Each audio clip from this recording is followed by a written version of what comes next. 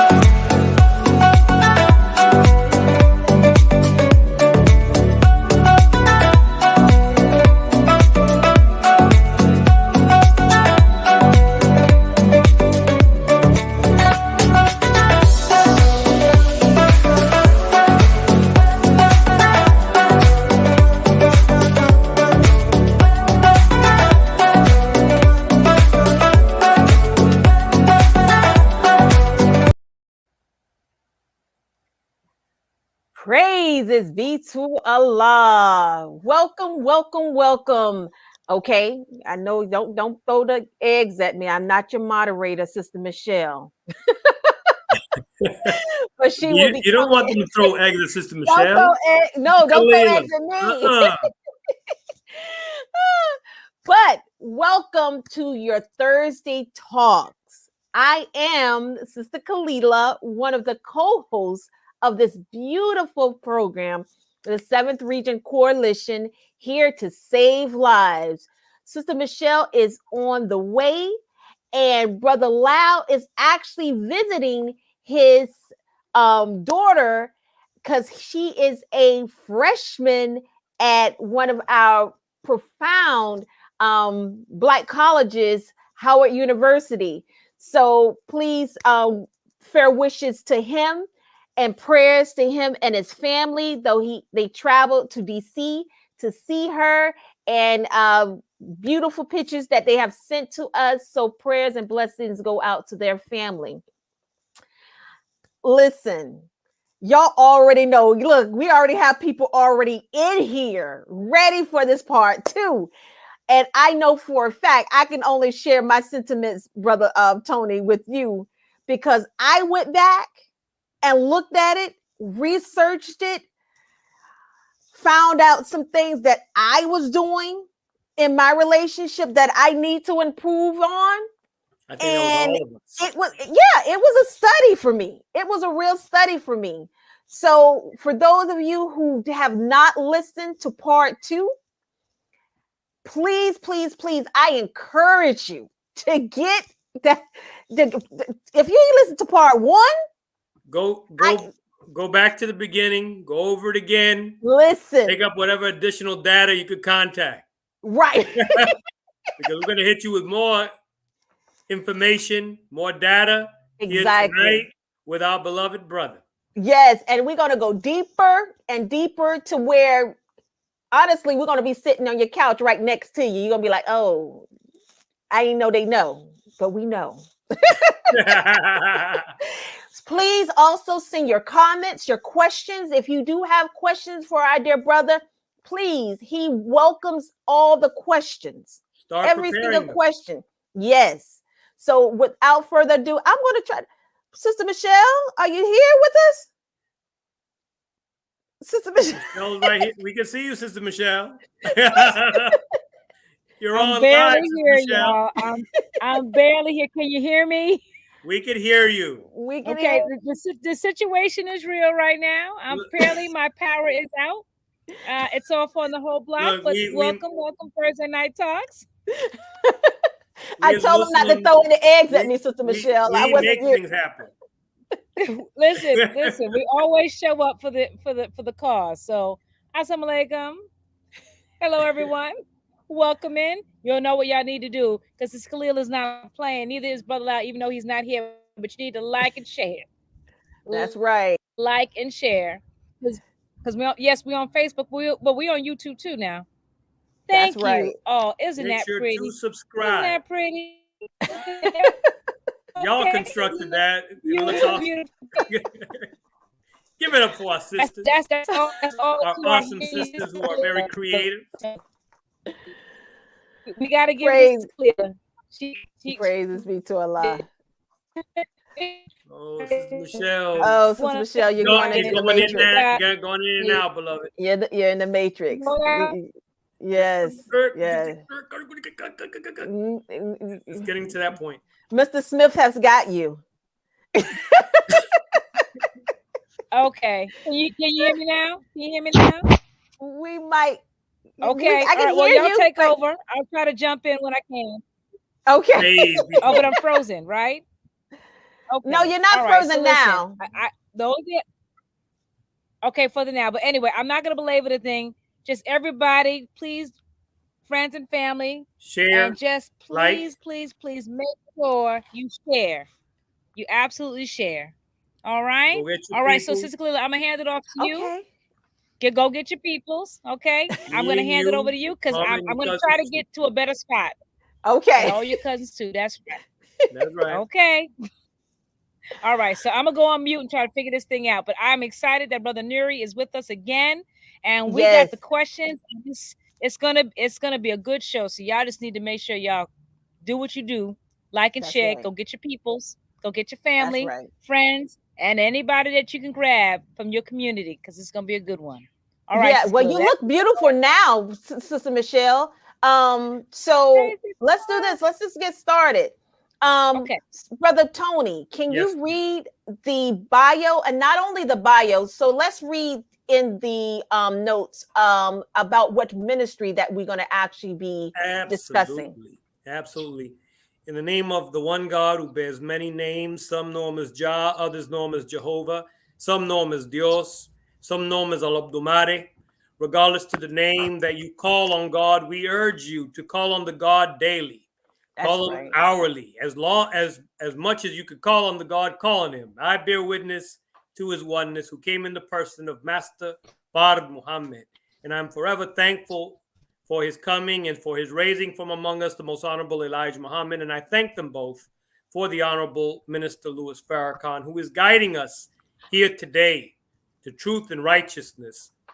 And tonight we're going to be hearing from one of his student ministers who is doing such great and awesome work in guiding us to truth and righteousness on all different types of levels. But tonight we're going to be focusing on marriages, relationships, courtships, the relationships that we should have with one another on multiple levels. What does it look like for us to win at Black Love? And so we're going to be getting into this most awesome discussion here tonight, Sister Kalila. Tonight we're going to be focusing on the Ministry of Spiritual Development, which that is the head ministry in relation to the 9 ministries introduced to us by the Honorable Minister Louis Farrakhan. Excuse me. So here, the Ministry of Spiritual Development is as follows: the mission of the Nation of Islam as a whole and of each of its parts is the spiritual development of the lost found nation of Islam in North America and our people throughout the world. The mission of the Nation of Islam is the resurrection spiritually of a dead people. And the entire focus and meaning of its work is to bring about this resurrection as quickly as possible. This is the purpose that gives meaning to all other activities engaged in and is the criterion by which we expect to be judged by Allah and his messenger, the Honorable Elijah Muhammad. As such, the spiritual dimension must be present in all and excluded from none. And so the spiritual is what covers the basis to all of our endeavors, including relationships. And so, Sister Kalila, let's go ahead and introduce for part 2 our guest here tonight. We can bring up our brother's bio. There's Student Minister Nuri. Assalamu alaikum, sir. Wa alaikum salam, Brother Tony, Sister Michelle, and Sister Kalila. It is an honor to be back 1 week later, sharing space and time with you on this great platform. All praises due to Allah. Wonderful. All 6 praises days. to- Now, 6 Brother days. Tony, I heard we had 6 days of whining about Black love, Ooh, and now we're going to have a full day of winning at Black love. Absolutely. listen, Brother Nuri, like I was explaining to Brother Tony, I went back and a lot of the things that you have said, I actually had to put myself on the witness stand. Wow. I had to look at myself before I look at anything else outward to identify what can I do to improve and concentrate and thrive on winning that back love. That's right. And I got a lot of work to do. Well, even a yard that is well groomed and in good, healthy form still has to be regularly fertilized, watered, and sunshine has to be given. Right. So just because someone doesn't have a quote unquote bad relationship doesn't mean, or no relationship at all. Even if you have a good relationship, you always need some fertilizer. So we hope that tonight we'll be able to plant seeds for those that need the seeds and help each one of us prepare ourselves as the quality soil for the seed of love to be properly planted and grow in our life. And then those that have already planted their love in their soil and in the soil of their mate, maybe we can do something to fertilize the soil and enrich it, Right. that it can grow even thicker, plusher, and greener in the future. My God. Well, I'm definitely gonna get started on this. Listen, like I said, I dived into your book right after the show. It was kind of like one of those things I had to reference, I had to go back to the book. And so what I did in your book, you mentioned, and this is the book I'm getting out of After I Say I Do. Okay. Right.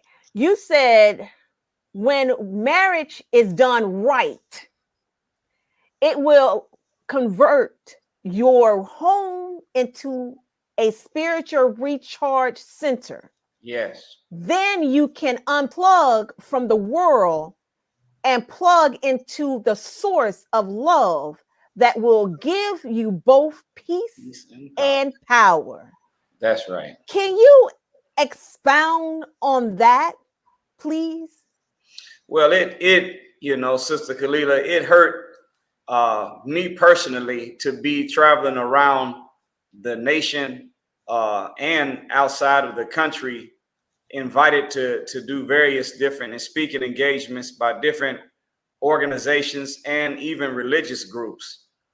And it hurt because almost every time we were invited, no matter whether it was an economic luncheon, whether it was a church or a Muslim event or nationalist event, a sports event, whatever it was, all of the people that were on the front line doing the fighting for freedom, justice, equality, and hosting the events, every time we left the main event, we always had these little sidebar meetings. And those organizers, those freedom fighters, the primary spokespersons for the hurt and pain of us as a people all over the world. Right. We always were off tucked into the corner at the hotel having these discussions on the problems they were having in relationships. Yes, sir. And the reason it hurts so much, Sister Kalila, is that, you know, if these are the ones that are investing and sacrificing to fight for us in the world, Right. then they're drained when they go out into the world fighting for us.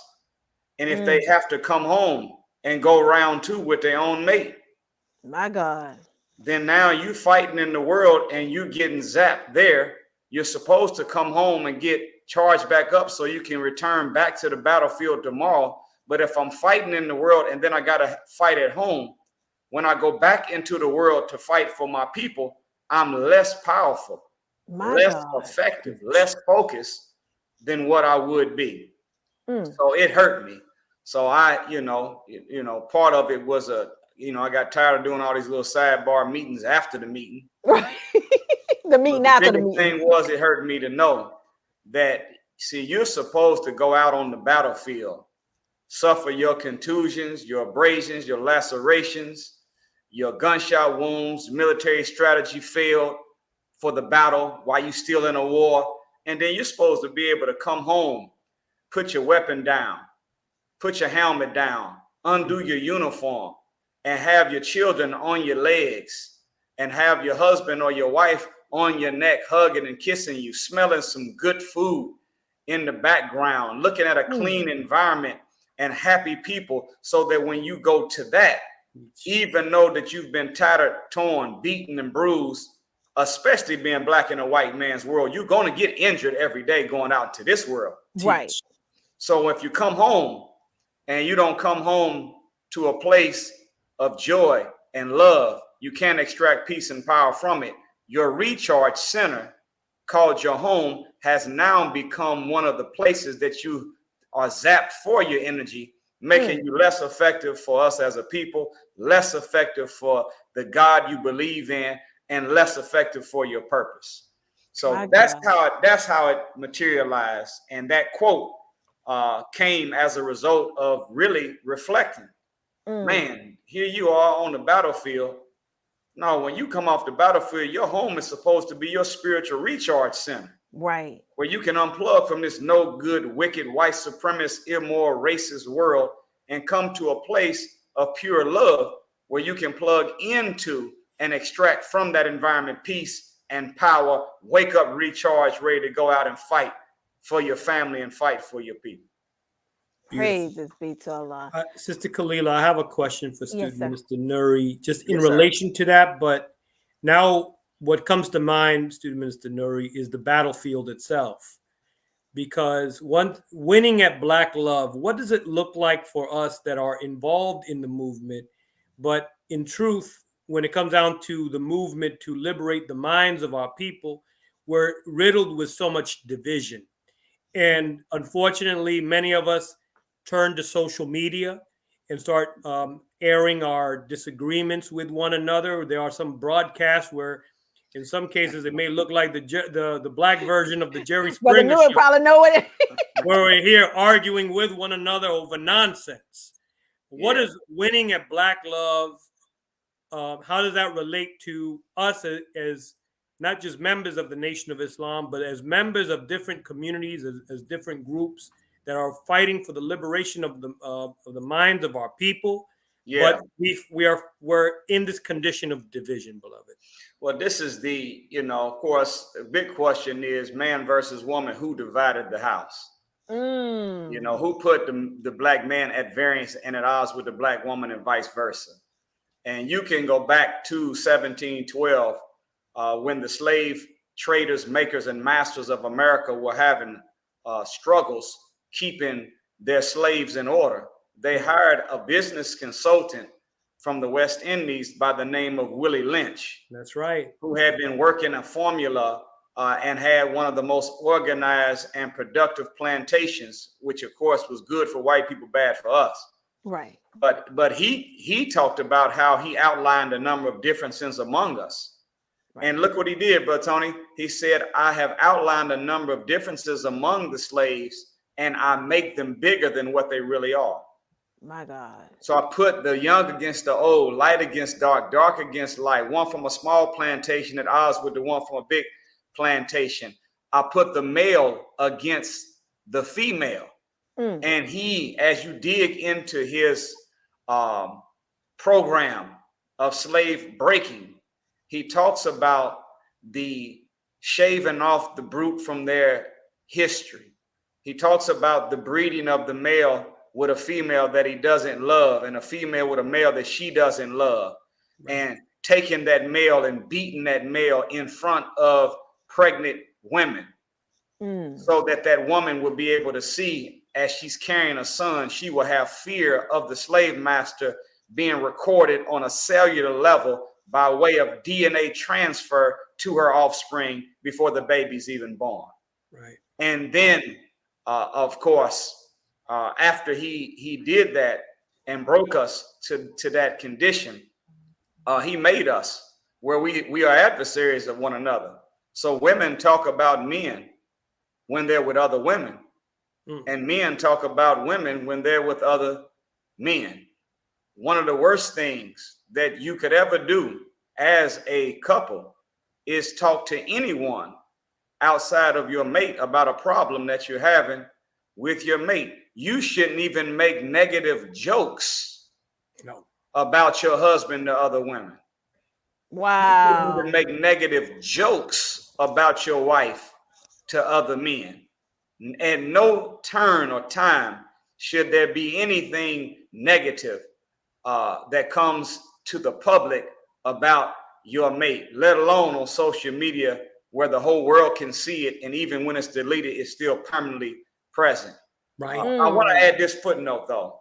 Please. See, one of the problems that you see, as we talked about that verse from the Quran, from Surah 58, verse 1 last week, where it says that, you know, that Allah God has heard the pleading of the woman, and he has heard the contention of both of you, husband and wife, about each other. See, the first assignment, there's a verse in the Bible that talks about being unequally yoked. When you yoke oxen together, they're not just connected to each other, they're also connected to what they're pulling.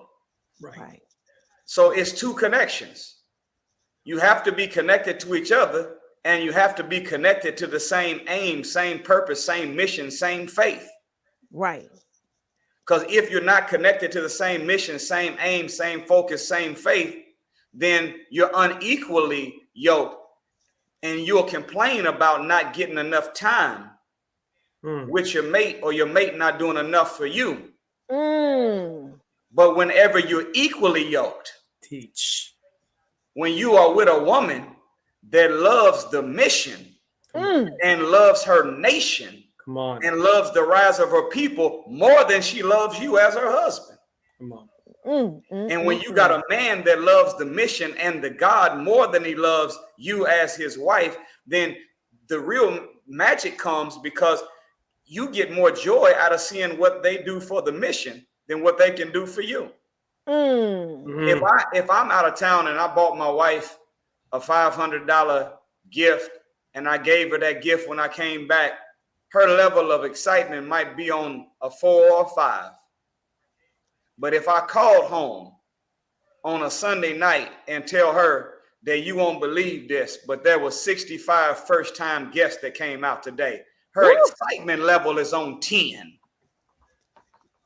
Why? Because she loves the mission more than she loves her own personal happiness.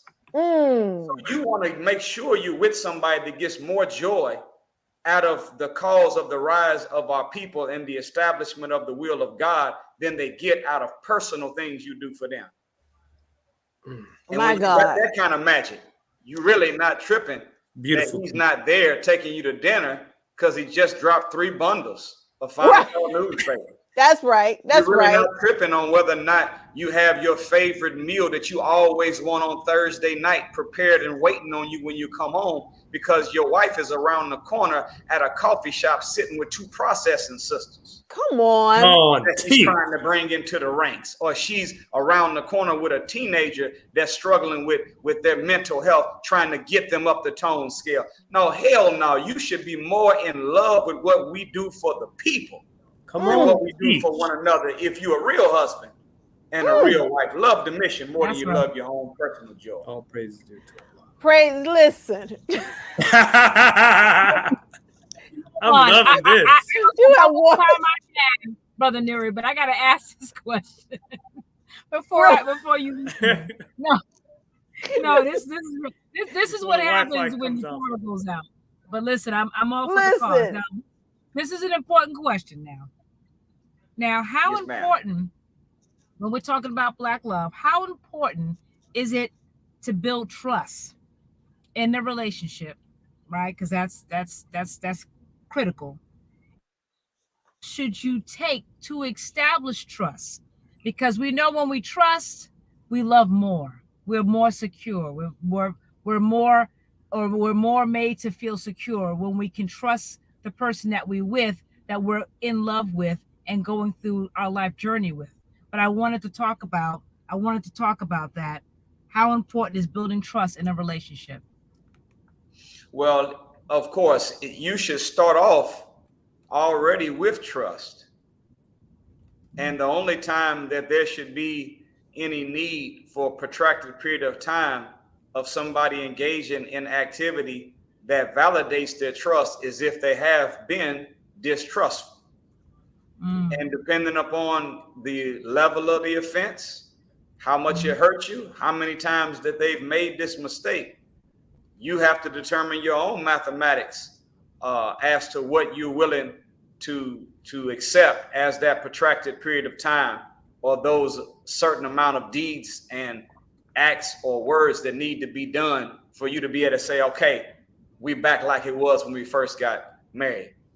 But what we don't want to do, see, you don't want to get married before you are single. And to be single doesn't mean that you live alone without a husband or a wife. To be single without a husband or a wife is just physically single. You don't want to just be physically single. You want to be mentally and emotionally single. If you still have love for somebody you used to be with, you're not single yet in your heart, even though you're single in your body. And or if you still have resentment for what somebody in a past relationship did, and you know that the minute that the new person says or does anything, it's going to trigger you to make them think that they are them again, and you're going to start off at a level 7 and get to 10 in 3 notches when the person you're dealing with didn't do nothing wrong before in the past. You're not single in the mind. So you want to be single in mind, where you have no resentment for the past person that you used to be with, male or female, that you're going to take out on the new male or female. And you want to be single in heart, where you're not constantly reflecting on, I wish it would have worked out, coulda, shoulda, and I missed my. So see, if you still thinking about the last one you were with and you have love for them, your heart's not single. And if you got resentment for them from what they did in the past, your mind's not single. So the minute that 2 people come together and they have not become single in mind and heart before they got married, now the trust factor is really, or distrust is borrowed from the last man. It's not the present man that did it. It's the last man. Right. And that's unjust to hold someone accountable for what some other man did just because the new man happens to be a man. So that's how it should be. The Quran says it like this: think good of the believer first. And listen to this though. Beautiful teaching. Paul said in the Bible, let not your good deeds go evil spoken of. That means it's not good enough to do good. You have to also do good in a way that appears good to the public.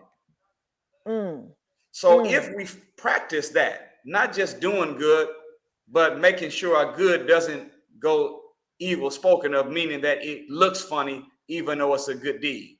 And then on the flip side, thinking good of the believer first, starting off with trust.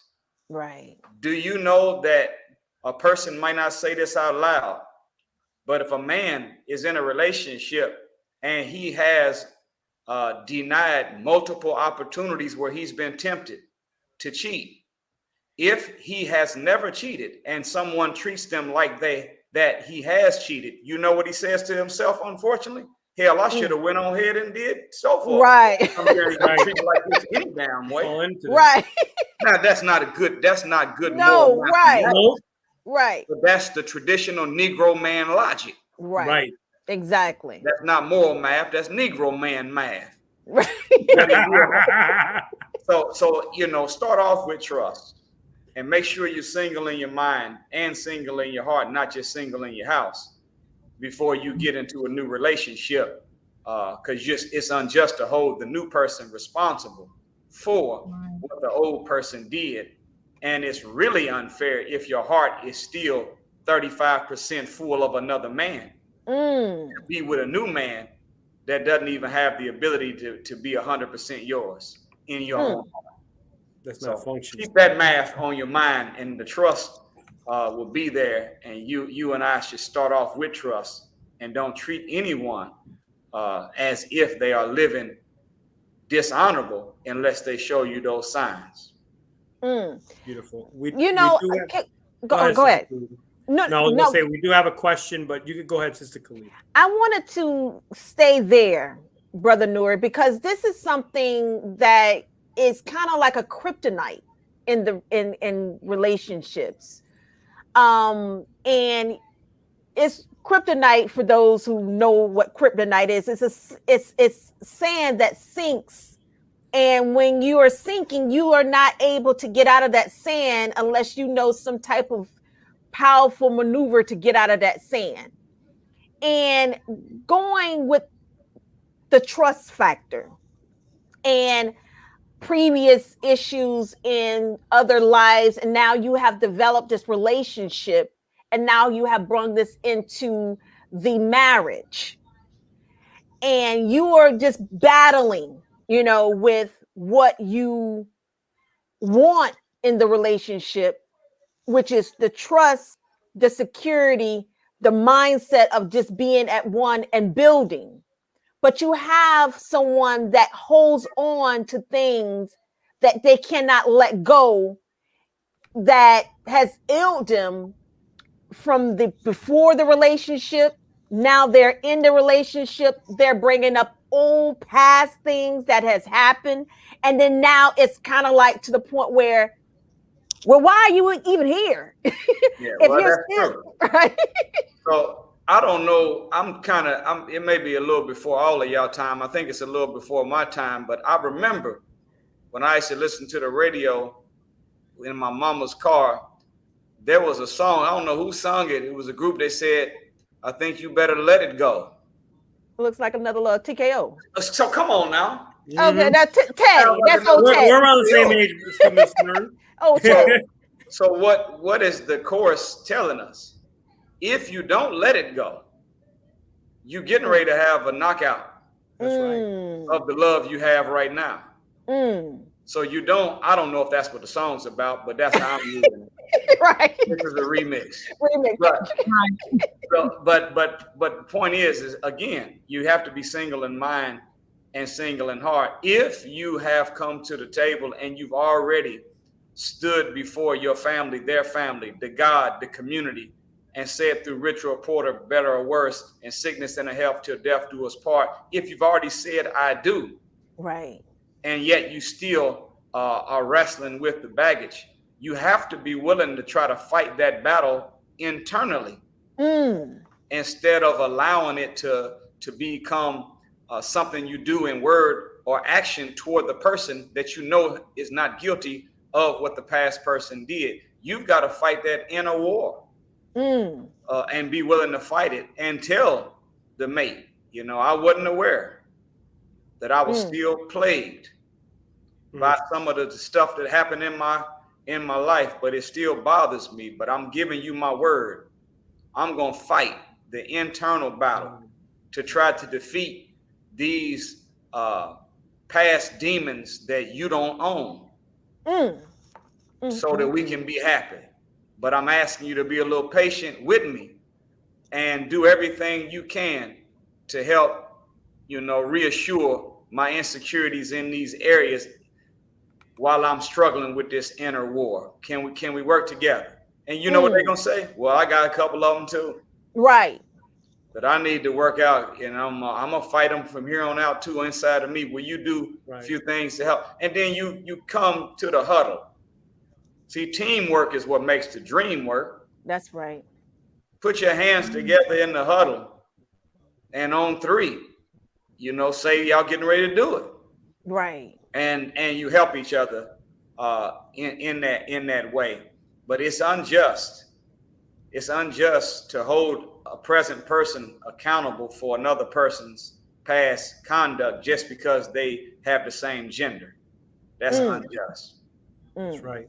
Beautiful. We all have to keep moving forward because we shouldn't be looking backwards because we're not headed in that direction. Right. Always forward. And what happens to a object moving forward but looking backwards? Come on. See, the worst case scenario is it's going to go off the edge to death. Right. Minimum is going to at least slow down. You cannot be looking one direction and move in the other direction, and your body's natural reflex out of caution is not to slow down. More than likely, you're going to slow down and injure yourself along the journey. So that's counter what we're taught. Because we were taught to be quick thinking. Fast moving. Fast what? Moving. Fast. So if you're looking back and you can't move fast, then the messenger's telling us not to look back. Because we got to be quick thinking, fast moving, right down to the what? Modern times. Not the past times. Come on. I'm not looking back at the past times. I'm in the modern time. I'm in the present day. That's right. So that's another way of taking the template of the lessons and putting it over top of Black love. Make it fit repair of the mind and the heart to move forward properly in marriage. Just using that lesson within and of itself. So that's something to think about and to practice, but don't be unjust. Right. And out of neediness or out of my biological clock is ticking. If I don't go ahead and accept him now, what am I going to do? I'm 33.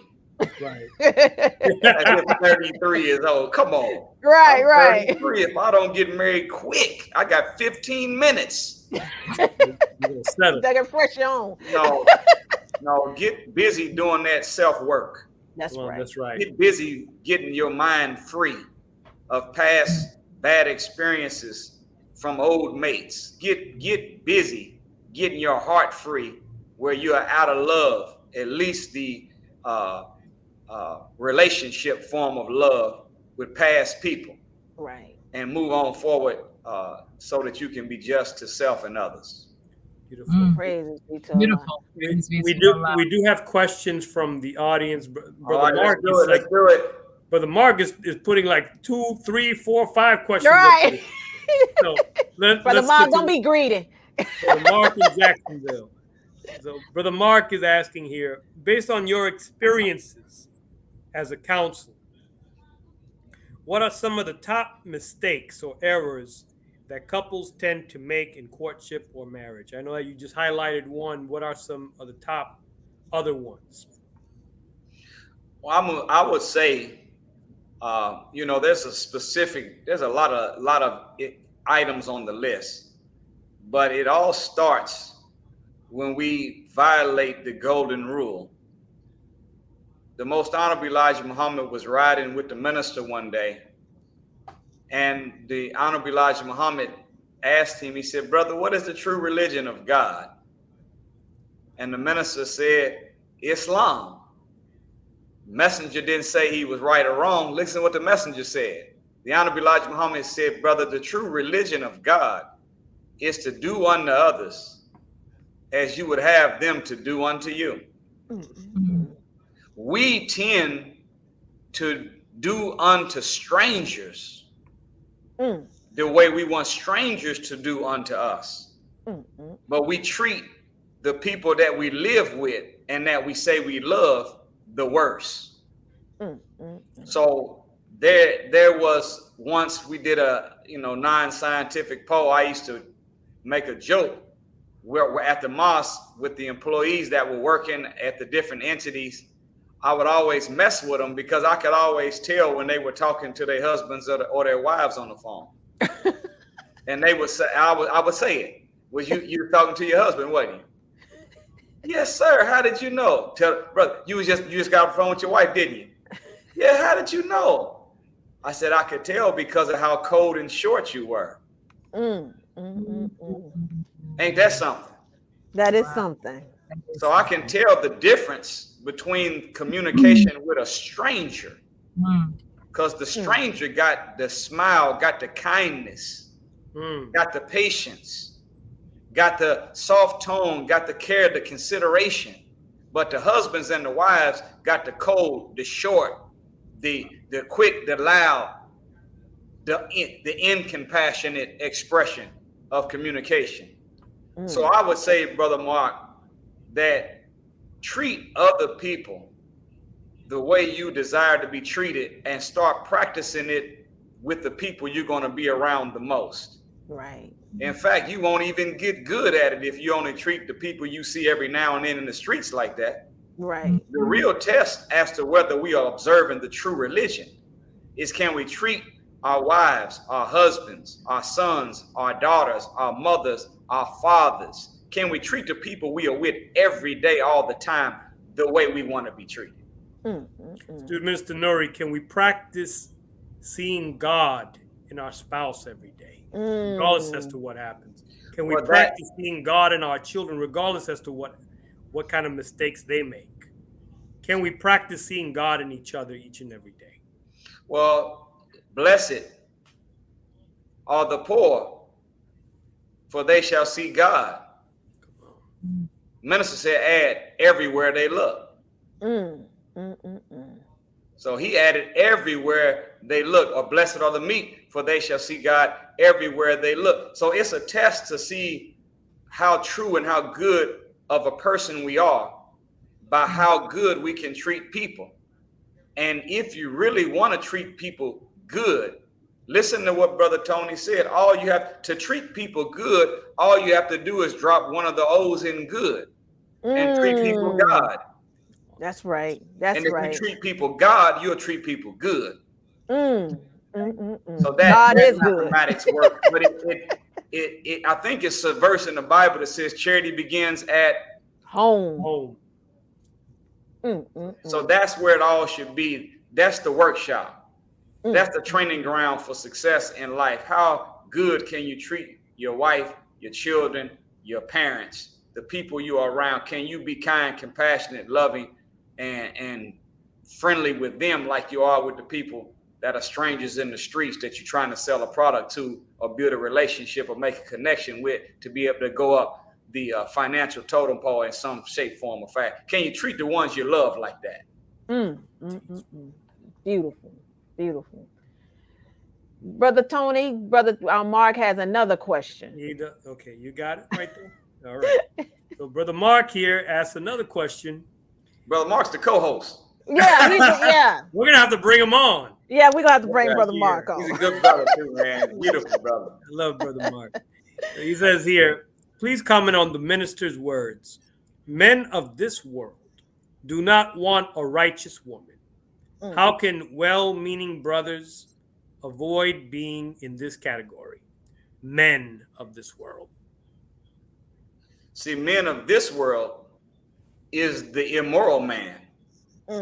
Men of this world is the freaky man. Men of this world is the lustful man. Right.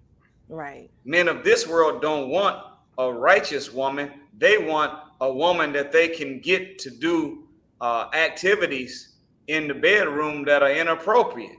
Right. A righteous Talk woman is about not that. going to be a prostitute. A righteous woman is not trying to make a porn tape in the bedroom. A righteous woman is going to cover herself and be dignified when she goes into the public. She's not going to be a curvy trophy that you can market to the world so that people would think more of you because you got somebody with a form. See, men of this world, that's how they think. But men that are righteous, they want a righteous woman that engages in all aspects of relationship in a civilized, moral way that they keep their respect, and so do you. That's right. So that kind of standard is what will keep us where we're supposed to be. Do you want to be a upright, moral man that is a man that's pleasing to God? And let me say this. In the Torchlight for America, a book written by the minister as a warning to America, but really it's a good study for all of us. Right. Because you know there's a saying in sociology that association breeds assimilation. Meaning whatever you are around, you become like. That's My right. God. So everything that America is that causes God to judge America, our association in this country has caused us to assimilate where we have become black crackers right here in the wilderness of North America. Oh my God. That's what we are like black cave people. Right. So in the Torchlight for America, listen to the words of the minister. He said, knowledge, I believe on page 92, he said, knowledge is not where the real power of the mind comes from. The real power of the mind comes from righteousness. I'm paraphrasing. Right. He said, when you lay down at night, knowing that you have not violated any of the laws of God, nor any rights of any other human being, you sleep well at night, and you are recharged, and you wake up with power. My God. So if a man really wants to have power, Come on, teach. power to achieve, power to envision, do you know that you can't bring nothing into existence in the real world if you can't see it on your mind? My God. If you take an electrical device, whether it be a computer or phone, it has to be a certain amount of power coming to it in order for it to be able to pull up an image. Well, a man's mind will not be able to pull up a vision if he doesn't have enough power inside of his being. And if righteousness is where the power comes from, then you have to have a certain amount of power just to get the image on the screen. Wow. Then how much more power does it take to take the image on the screen of your mind and bring it into the world as a reality that other people can benefit from? My God. That's a lot of power. That's a lot of power. So we need to become a lot of right. So men of this world do not want a righteous woman. You know why? Because a man of this world doesn't want a her or a she. A man of this world wants a it in a female body. Right. It. Man. They want a thing that they can play with. They want a thing that they can get pleasure from with no responsibility to. But a righteous woman is not opening no legs until you've got down on one of yours. Beautiful teaching. I love that. And if she has not yet said, I do, her answer to your request to lay down is, I don't. That's the standard of righteousness that makes a man of this world not want them. So our challenge, Brother Mark, to be that kind of man, number one, you have to be careful what you're feeding your mind. What are you looking at on Instagram? Come on. What are you watching? What are you looking? What are you? What does your likes look like? What are you looking at? Naked women all the time? Are you liking swimsuit this and such that? Are you what you listening to? Right. Right. Come on, Brother Nuri. Well, at the end of the day, you're gonna be really what you put in your mind and your mouth. So if you're feeding junk to your mind and eating junk going in your mouth, you're gonna want it in a female body. But if you feed righteousness, knowledge, wisdom, power, good food, real food to your mouth, then you start desiring a righteous woman. So you know, you're looking for yourself. So the best way to make sure you get you a righteous woman is being a righteous man yourself. And we're going to segue to the minister, because the minister is going to go on a topic that's going to be, we're going to have to rub some feathers. We're going to have to just tackle some feathers, but it is what it is. Like I said, you know, we're going to open every door tonight, every single door. And the minister is going to start by opening this door. All right, it's coming. At the conference. Praise be to God. Come on. Be a little patient. This is StreamYard.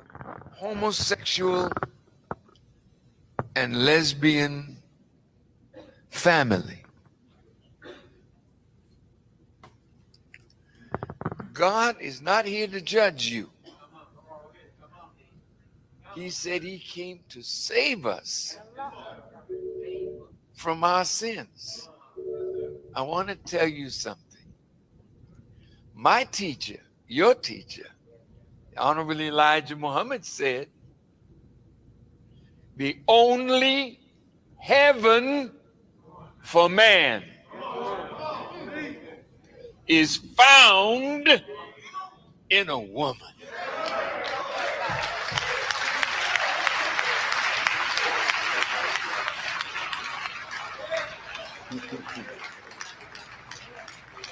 Now you want to go to heaven. Go ahead. And you don't even have to die. You just got to find you a woman.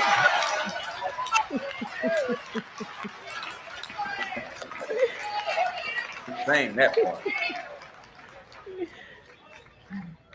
Now wait. I'm winding this up. Takes me a couple of minutes to kind of wind it up. But listen, you know, we don't know women. And women, you don't fully know yourself.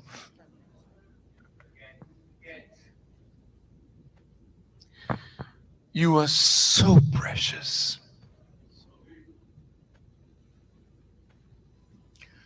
So magnificent in the eyes of your Creator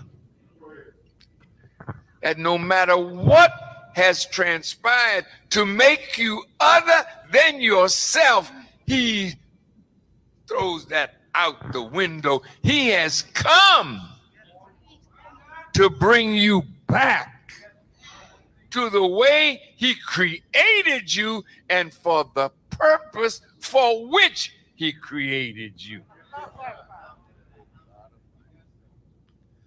Now, to my dear sisters who feel you must play the part of a man,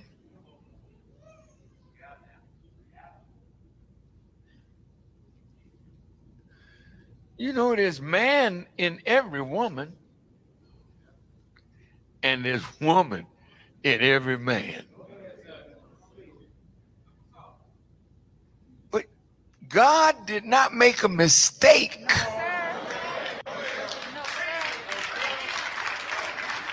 In the anatomy that He gave us. Because along with that anatomy came nature.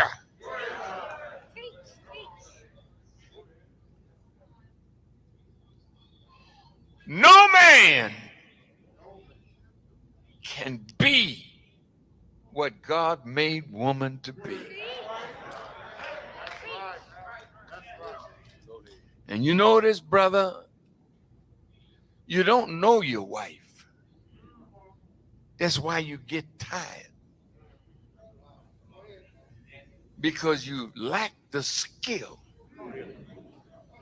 to bring out of her the heaven that God deposited in her for you to get.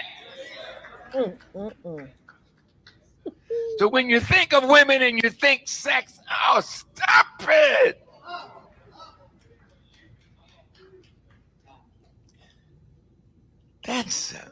That's part of it.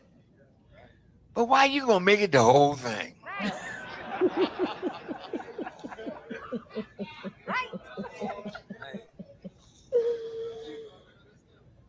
See, sex is for procreation. And it don't take long. That's why what? That's why the Holy Quran says man is created in haste.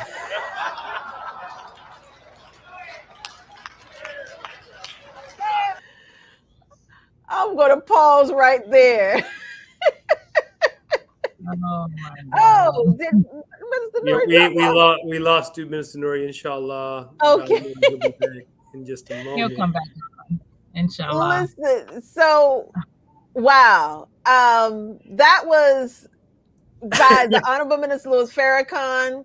That was actually at our national training conference in Milwaukee, Wisconsin. Wisconsin. And you actually, I will put that link in our in the chat as well.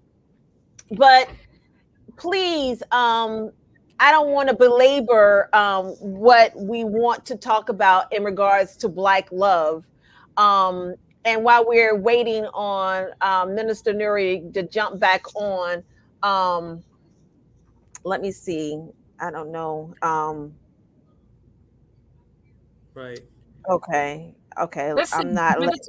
Do we have any more questions in the chat? So when if everyone could, we don't have any questions at this time, but if we can start preparing questions for Minister Nuri, so when he gets back on, we could have some questions prepared for him. I'm going to, and he's having some difficulty. Please, and as we're doing that, I'm going to continue to play the minister here. Let's do that. All right. Bear with me. Let's see here.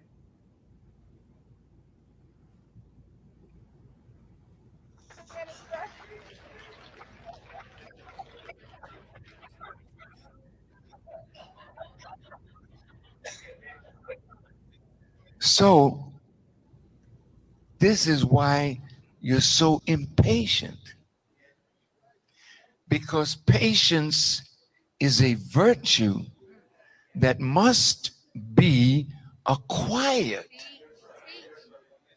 You're not born with it, but without it, you'll never achieve the greatness of God that is within yourself. Am I making sense?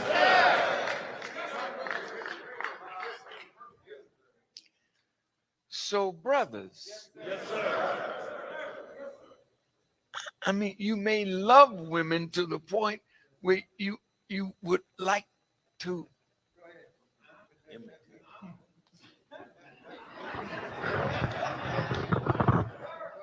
RuPaul is a man. Right. I love him. He's my brother, sister.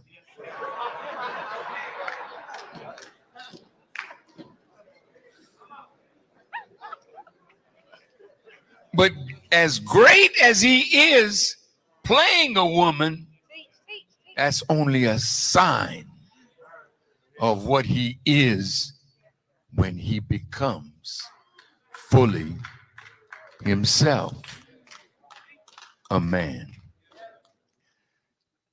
Don't think that we are being negative to be hurtful of our people who are gay or lesbian or transgender. I mean, they're just confused.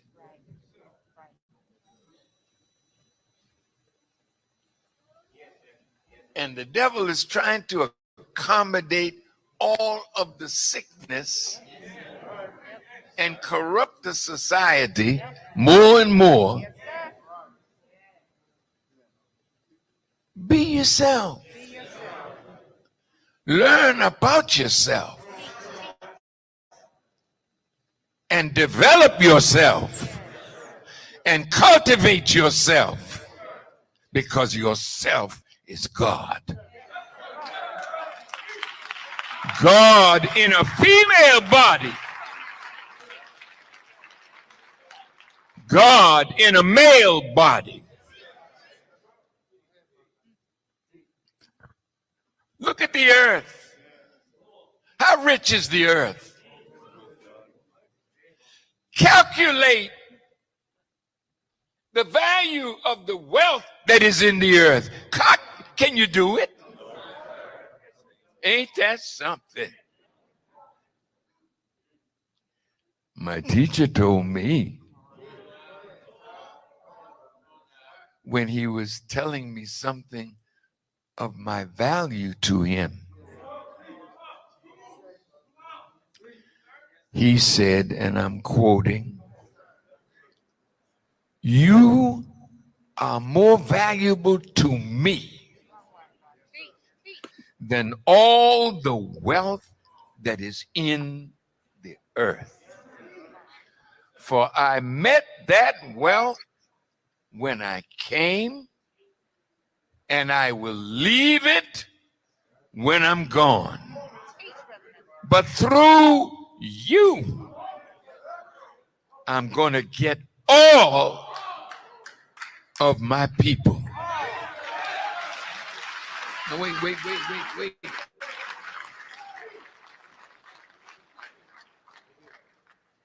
That includes everyone that you think is a misfit. That includes the one that you shun. Don't shun God.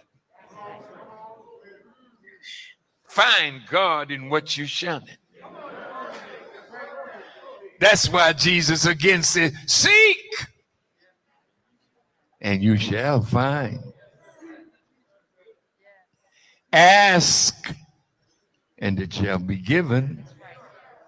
Knock, and it shall be opened unto you."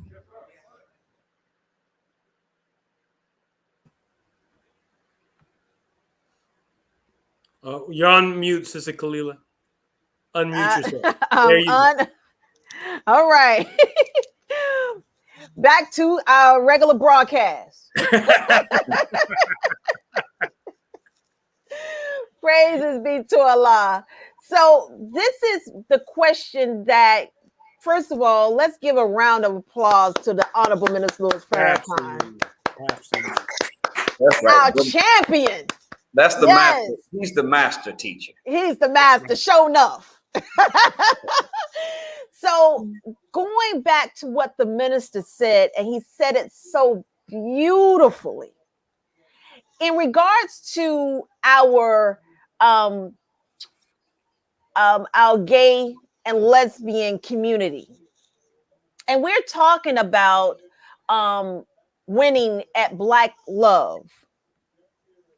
How does Black love applies to our gay and lesbian community? Well, we should, as the minister just explained, we have to love them as our brothers and sisters. Right. Right. And God, this is the words of the most honorable Elijah Muhammad. Every time you look at a black man, you're looking at God. Right. He didn't quantify it. If the man has a certain haircut, if he's not effeminate, whatever. Every time you look at a black man, you're looking at God. Every time you look at a black woman, you're looking at God. Right. So God is the core. God is the source of the being, and God is buried under the rubbish of Western tutelage and Western training. We learned all of this unrighteous behavior from our sojourn in the West. Right. That's right. There were not gamblers, alcoholics, drug addicts, drug dealers. Nobody took over another pyramid and turned it into a trap house. Right. There wasn't no casino boats on the Nile River. Right. You never seen a hieroglyphics with two brothers on one knee, talking about what it hit for. Right. And you didn't find men with men or women with women. So this culture, the Sodom and Gomorrah culture, comes from the Caucasians in the caves. Right. So what the minister is telling us, in so many words, he's letting us know that no matter what your impediment, infraction, deviation, or weakness or struggle is, you can be redeemed from it. Right. Number one, though, see the problem is that before you could ever solve a problem, you have to be willing to admit that you have one. You can't go to NA, you can't go to AA and show up to Narcotics Anonymous, Alcoholics Anonymous. The first thing they want you to do is to come clean and admit that you are at that time an alcoholic, that I am a drug addict. And once you admit to it and say that this is something that I'm not supposed to be doing, then you can start making your way out of it. And the minister's telling us, the most honorable Elijah Muhammad said, through you, Brother Farrakhan, I will get all of my, all means all. That's right. That's right. So how do you get people? Why through the minister will he get all the people? If you do the mathematics in Genesis 15:13, God said, know of a surety, Abraham, your seed going to be a stranger in the land, not theirs. They're going to serve a nation, be afflicted by a nation for 400 years. But after that time, I'm going to come and judge them, and ye shall come out having great substance. Well, mathematically speaking, we know Abraham was a black man because they thought he was an Egyptian when he was in Egypt. And Egypt means in Greek, Aegyptus, land of black and burnt skinned people. Egypt, not in Europe. Egypt is in Africa. It was. That's right. It's black now. It was blacker then 5,000 years ago. Right. Egypt, Abraham was a black man. So the seed of Abraham are black people. So somewhere there's going to be a seed of Abraham, black people in bondage for 400 years in a strange land. No people fit that description but black people in America. We the only people who ever been in bondage for 400 years. So 1555 is when slavery began. 400 years later is 1955. Right. That's right. But what's going to happen in 1955? Ye shall come out of her having great substance. The word substance in Hebrew is yesh, which means the how-to. The how-to is somebody teaching you a method by which you will be able to save yourself. My God. Well, in 1955, that's when the Honorable Minister Louis Farrakhan came into the ranks of the nation. That's right. So who is this one that's going to give you the yesh or the how-to? Come on, teach me. That will allow you to have a formula by which you can save yourself other than him. So that's the mathematics of it. So we should love our brothers and sisters no matter what condition that they're in. That's Right. right. And we encourage them to fall back in love with their original natural self, so that they can become the best version of them. So the minister lays out a description of some of the leaders that are in the LGBTQ plus community and shows that they are great at what they do, but they would be even greater if they were 100% themselves. So that's the challenge. The challenge for us is to love our people in spite of their condition. That's right. And the challenge for them is to know that they have a learned behavior and that they have to learn to love themselves, the original version of themselves, that is the product of the prime master architect, God himself, in the womb of their mother, and he didn't make a mistake. So those two loves are the two loves that have to be shown. They have to learn to love their original God self. And we have to learn to look beyond their faults, see their needs, look beyond the circumstances and what is buried God under, and get to the God and feed the God in them. Yeah, you don't compromise with God. Right. You know, normally what we do, Brother Nuri, we wait to the end to pass the collection plate. But you dropping so many jewels, so many bombs, like they say, like Hiroshima. I got to let people know we got a lot of people in the building. We got a lot of people here.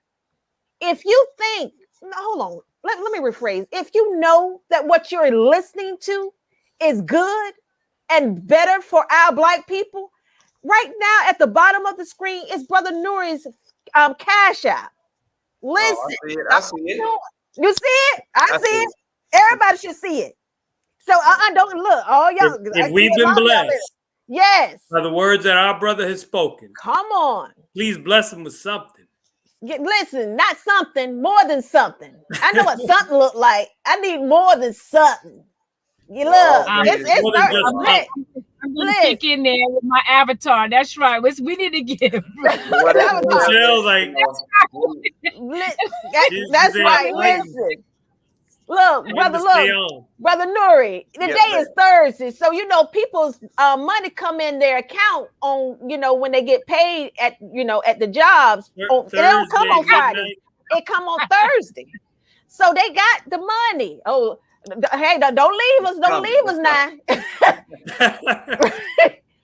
Drop it.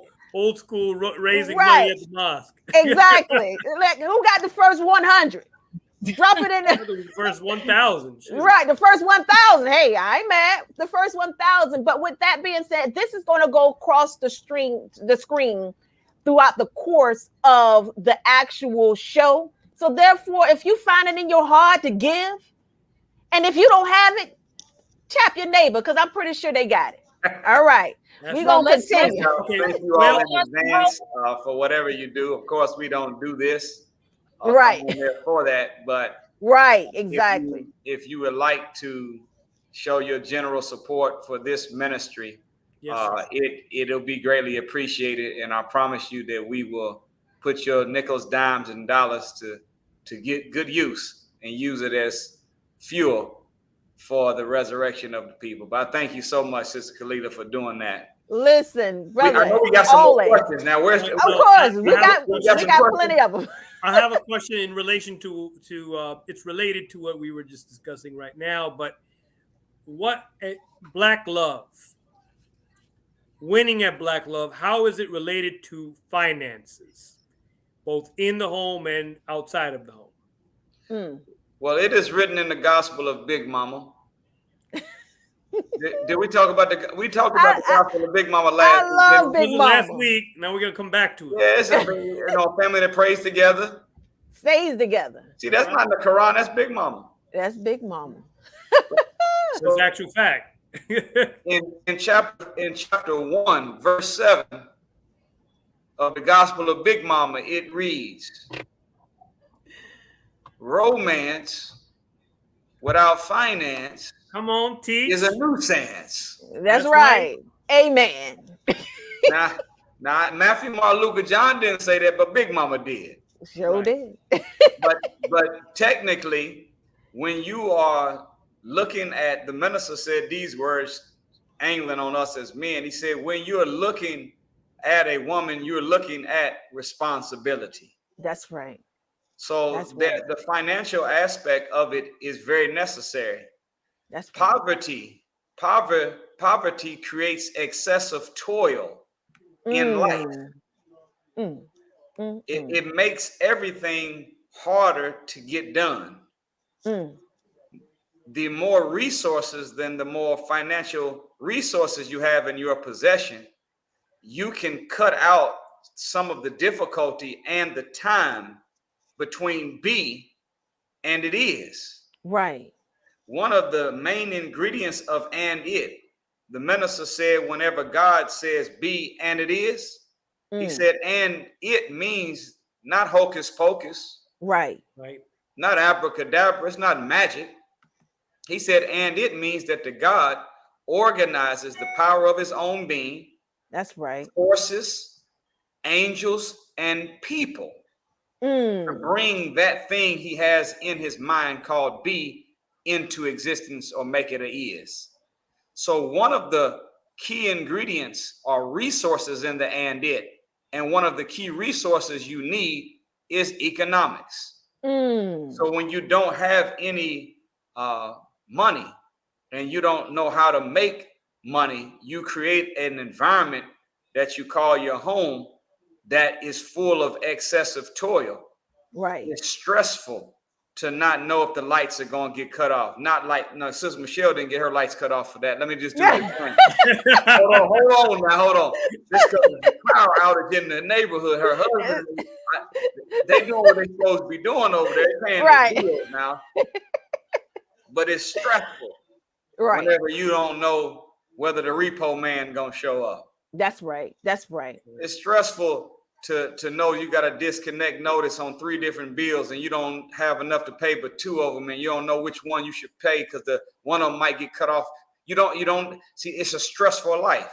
So finance, economics is a part of love or winning at Black love. Now, what I do want to say is this: you have to live below your means. You use the word below. Your means, below your means. There's a what's called a meta-analysis, which means multiple studies of people that are influential, rich, economically rich, made money, kept money, and then grew their money over the course of time. Right. And from this meta-analysis, listen to this math. This is what white people teach their children. Right. When you buy a car, your car payment should be no more than 10% of your monthly income. When you buy a house, your house should be no more than 28% of your monthly income. That's what your mortgage or your rent should be.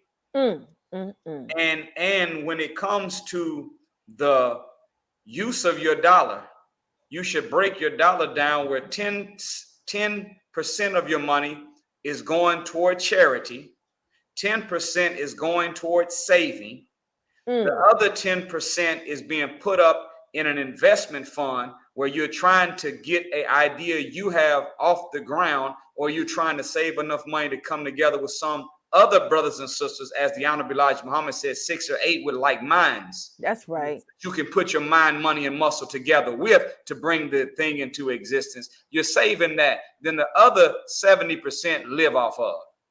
And I'm saying that if we did the 10 charity, 10% saving, 10% investment, 70% living, made sure our car payment was only 10% of our monthly income, and our house note was, let's just say 25%. Whatever you make in a week, that's what your mortgage should be. Whatever you make in a week, that's what your rent should be. If we operated like that, that would be the optimal level of living below your means that will put you in a position where one day you can make money with your money. Beautiful teaching. So while you are striving to get to that point, you may have to drive something that's not as nice as you want to drive. You may live somewhere that's not as nice as you want to live. Right. But if you're really that dissatisfied, save up. Work your way to get in the house you want, the car that you want. But if you stay below your means, even if you don't have a lot, you will also be absent of the excessive toil that poverty brings inside of a home. And you'll keep your romance because you'll have some finance and you won't be a nuisance, like Big Mama said. That's right. You know what? Wait, That's beautiful teaching. Sister Michelle, you had a question? yes, but you know, it's an in and out thing, but I want to get this in. We had a question concerning, as it relates, of course, winning Black love, concerning children and siblings, right? We have siblings that are, you know, within our families, and even in my family, you know, there's things going on, and that we're at each other for different reasons. Could be parents, aging parents, or responsibilities, or just growing up and disliking one another.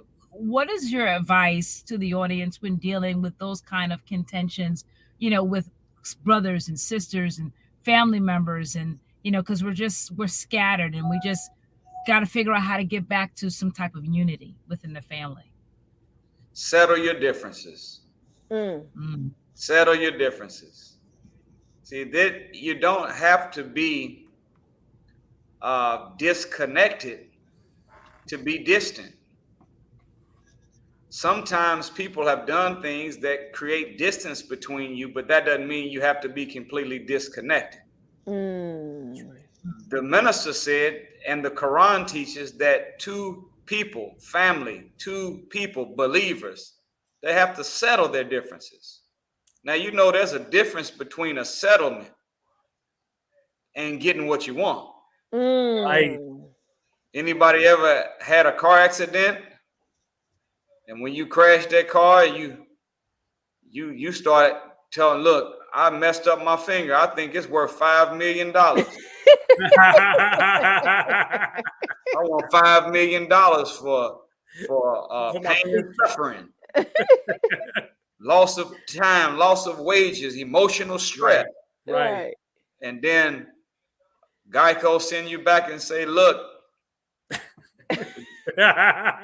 we'll give you $1,800. That's our final offer. Oh my gosh. And you say, okay, I'll take it. That's called a settlement. Geico didn't want to give you nothing. Right. And you wanted $5 million from Geico, but Geico gave you $1,800. So Geico went from nothing to $1,800, and you went from $5 million to $1,800. Right. Settlement. So on a serious note, when you settle a difference, the two parties make a compromise. Neither one of them get everything they're looking for. Now you have, all you can do on your part is be the bigger person and go and state your perceived wrong in this breakup, or your perceived wrong with this problem with your sibling. And most of the time, Sister Michelle, you'll find that when you go to a person, even though you had 2 things you did that offended them, and they had 7 they did that offended you, and they started it. If you go back and mention those 2, I want to apologize to you as my sister. I don't want to keep functioning like this. We don't know, tomorrow's not promised to none of us. That's right. That's right. And I want to let you know that when I said so forth and so forth, I shouldn't have said it like that. I shouldn't have said this. I shouldn't have done that. And I want to apologize for it. 9 times out of 10, they'll start making a list of the other stuff that they did.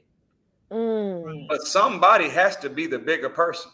That's right. That's right. Sometimes you'll go and you'll state your 2, and they had 7 and they started, and they'll say, well, thank you. It's about time. All you should do is smile and say, yes, ma'am. Yes, sir. That's right. Well, I don't want us to be like this no more. So thank you for accepting my apology. You think we can move on? now and do better? Yes. Even though they didn't even make, they didn't come to their terms. They was Geico. They went all the way Geico with it. You wanted $5 million, they gave you $1,800. They just take it and let it alone. Right. But at the end of the day, that's what a settlement is. Two parties, neither one gets everything they want. So try. You can try. You can try to settle that disagreement with your family. But that's a part of life. You have personalities, and sometimes people are saying things out of love, but in the spirit of hate. Right. And in the spirit of hate, something done out of love creates an injury. But if you are the civilized, if you are the one with the wisdom, if you are the wide awake man or woman, if you are in the process of being resurrected, if you're the living and they're the dead, if they're the lost that need to be found, and you are the lost that has been found, then who should be the one to initiate the healing process among family members other than the one that has the most wisdom, the most character, the most intellect, the most insight, the most consciousness? So it's our job, if you are the wide awake man or woman, to be that bigger person. And it takes love, Student Minister Nuri, to look past the faults of someone else. You see them stumbling and repeating the same behavior oftentimes, but we settle on the best part. And that don't mean that. That don't mean I'm going to accept your apology for what you said while you was drunk. Right. But I know you still got a drinking problem. That don't mean I'm going to let you run me around to the grocery store. Absolutely. Right. That's facts. You're not driving me. You ain't driving. No, if we going, I'm driving. You ain't going. You're not driving. Right. Exactly. So the minister said this. He said, when love is thick, faults are thin. Right. And when love is thin, faults are thick. So a person you love, they can get away with more because you love them. But when you don't really love someone, every little thing becomes a big thing to you. So that's something that we have to strive to be that bigger person. And you do your part. You make your wrong known and free yourself from any responsibility or guilt you have for the way you responded wrong or you initiated wrong, and then see how it organically grows back into the bond it's supposed to be. But it's not always going to be perfect at the day one. You know how we want everything. We want instant Islam. Right. I want you to be microwave Muslim. Right. I just added an apology. I expect us to be perfect today. Right. Wow. But sometimes when you drop a certain truth in somebody's mind, an apology in their mind, it has to be like a bomb coming off one of the bomber planes. When the bomber plane drops a bomb, it has to first drill 1 mile deep. Then when it reaches 1 mile deep, it has a timing device on it. Then it explodes and brings up the mountain 1 mile high. Right. So it had to go down a mile. Then it blows up a mountain 1 mile high. So it brings up everything that was buried, not just to the surface, but a mile above the surface. My God. So sometimes the apology you give, sometimes the knowledge that you drop, you're not going to get that instant response that you're looking for. Are you willing to let it drill down 1 mile deep into their subconscious mind? Right. Are you willing to sit and wait for a couple of months while the apology is going drilling down 5,280 feet? And then when the timing device goes off in their subconscious mind, it brings everything up that was buried to their conscious mind. And now they can see where they were wrong as well. It may take a month. It may take a year. I don't know how long it takes for the bomb to get down. Right. I guess it depends on how hard-headed. Right. Cousin Ray really is. You're right. Auntie LaQuisha, she might be real hard headed. It may take that drill a couple months to get down there. Right.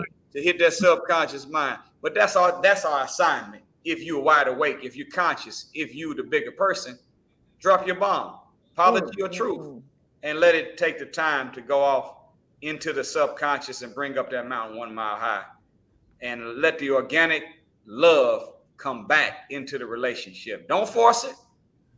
Right. Let it grow on its own. You know, I remember listening to you. This was a while back, Brother Nuri. I think it was either on a CD, and you were talking about the 15 bads. No, the 15 goods versus the 1 bad.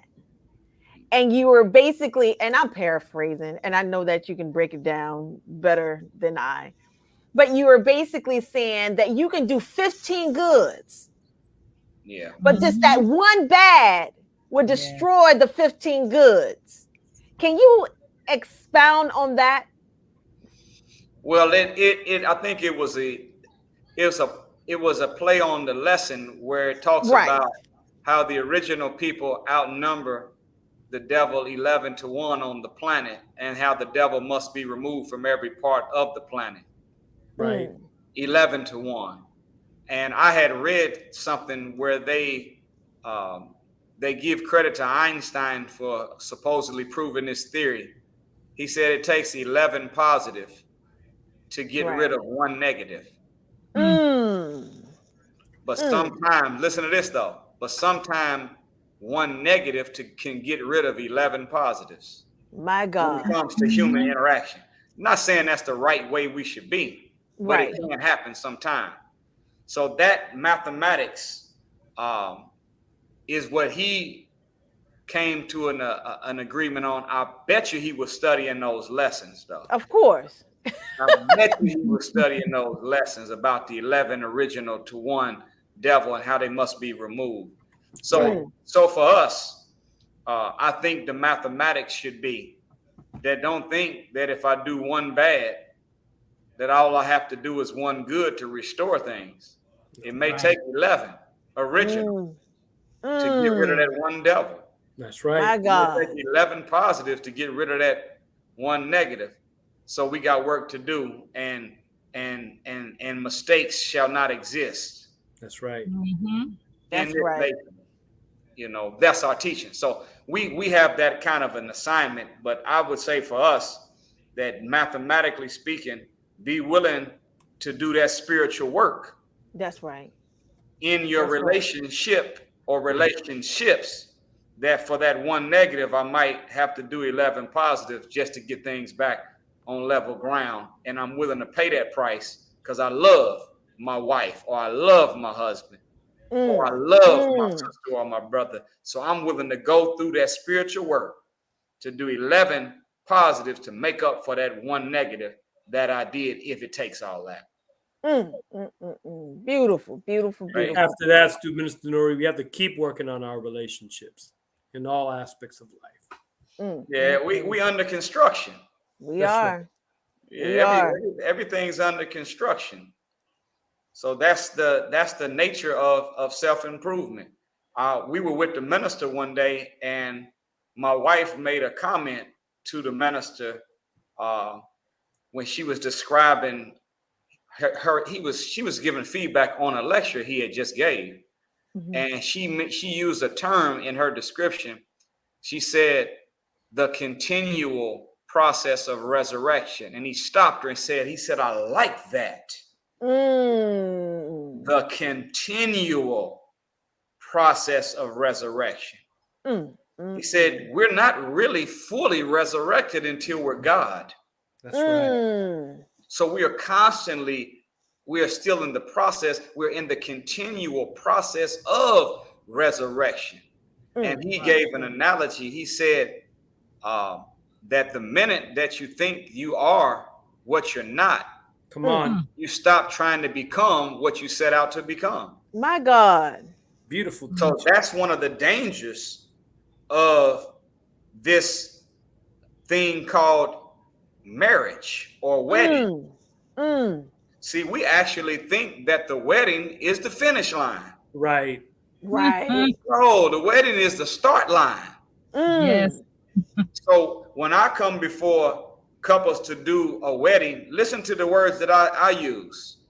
I said, we are here today to solemnize the intention. Come on. Solemnize the intentions of these two to become one in the bond of holy matrimony. They're not one yet. The Arabic word for nikah, marriage, is nikas, which means to be united. Right. They're right. not one yet. They're just starting the journey. Right. So when you say I do, that's not the finish line. My God. So a question was raised by the minister once to married couples. He asked them, how many of you in this room are married? Everybody raised their hand. You know why? Because they went before the altar. Right. And they said, I do. And they kissed their bride. Look what the minister said. Come on. He said, none of you should have raised your hand. Wow. He said, because the suffix ed, Right. Come on. is the past participle of the verb that is connected to married. And if married means to be united, you are not yet united. You are in the process.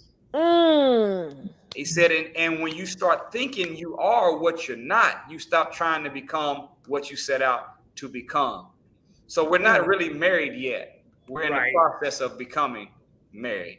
We're not really fully resurrected yet. We are in the continual process of resurrection. Right.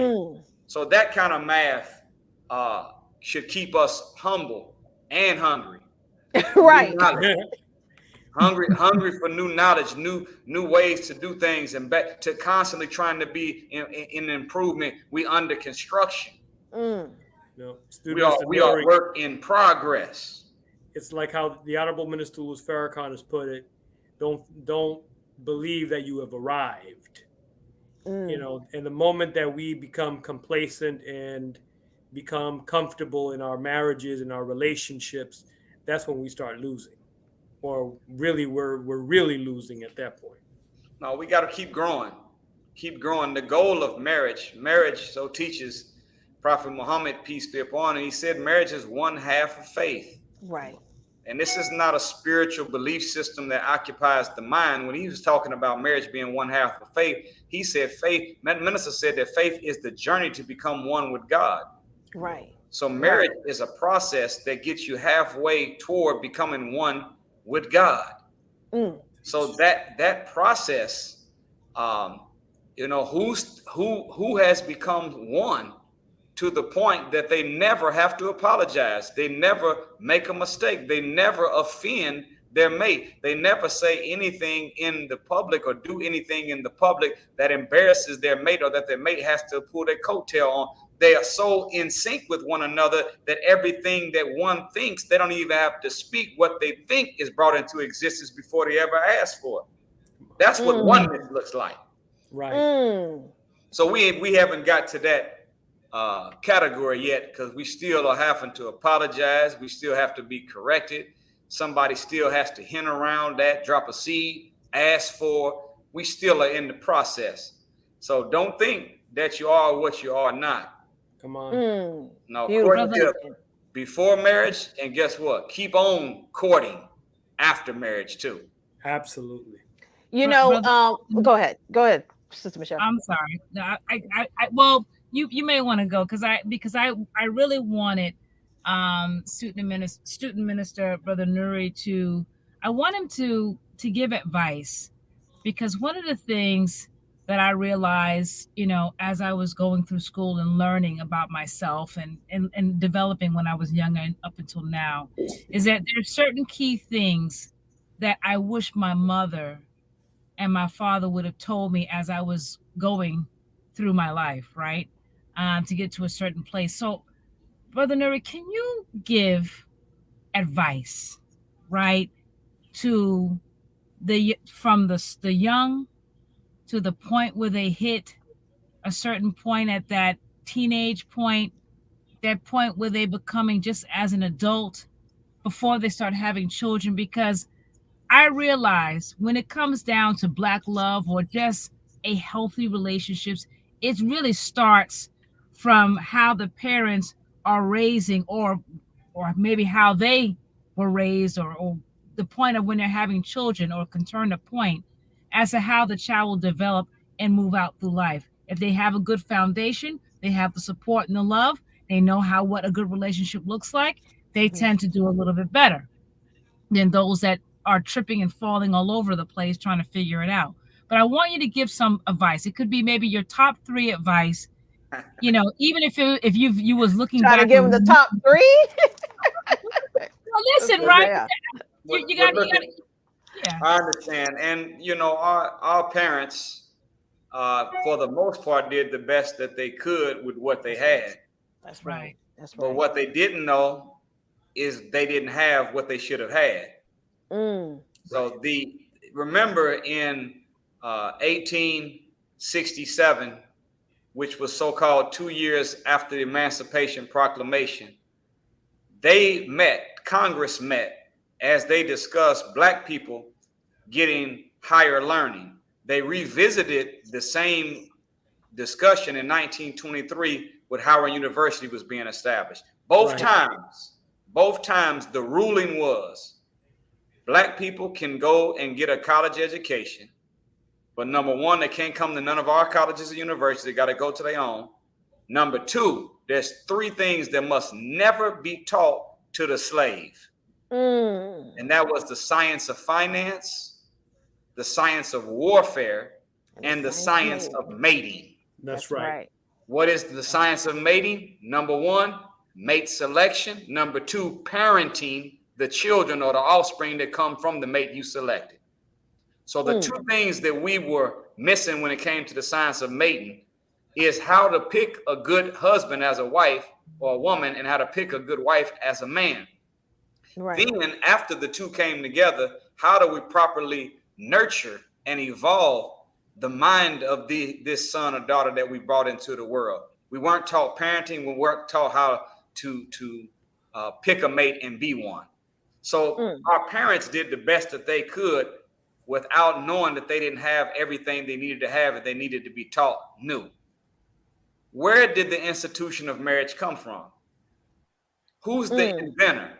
Come on. Who's the creator of the institution of marriage? Right. Who established and started male and female relationships? See, anytime you want to get the best use out of a product, you want to read the owner's manual that was printed by the company that manufactured that specific brand or product. That's right. If you have a Toyota Camry, you do not read the Mercedes-Benz owner's manual to get the best. That's right. Out of the Toyota Camry. You want to read the Toyota Camry owner's manual. So who created the institution of marriage? That's right. Who is the architect of male and female relationships? It's God himself. So whose manual, what book should we be studying? We did a case study when we were writing Before You Say I Do, and we found, I think it was 368,000 different books on marriage available at that time from a Google search. Wow. And do you know the Bible and the Quran was not mentioned on nobody's list? Wow. Wow. So you mean to tell me the Lord of the worlds, Come on, who put love and compassion between the male and the female according to the Holy Quran, the Lord of the worlds, who created the first institution he created was not a school, not a church, not a mosque, not a temple or a synagogue. The first institution created by God himself was the institution of marriage. You're telling me that you're going to read what this doctor and this teacher and this guru has to say about male and female relationships when none of them make the male or the female or create it? Come on. Teach.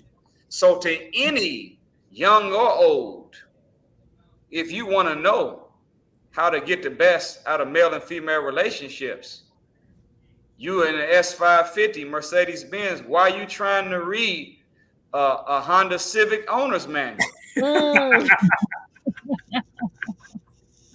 That's for the Civic. That's what I'm saying. Come on. You S550. A whole nother system. Right. So we are the people of God. That's right. We are the direct descendants of God. Come on. We are the people, the original people with God's genetic makeup, his holy heredity, and God's genes running through our system. We shouldn't be taking no advice from no other source other than the supreme being himself. That's right. So I would say, don't become a lazy learner.